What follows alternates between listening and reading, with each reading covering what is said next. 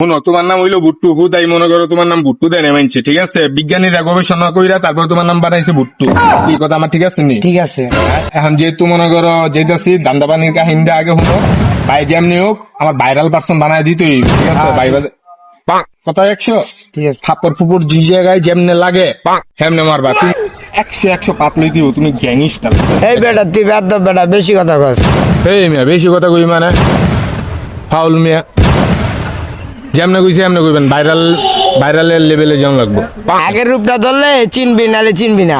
এমন অ্যাকশন দেওয়া লাগবো না, কাম মতো অ্যাকশন দিলে হইবে, চলো। করলে গুরস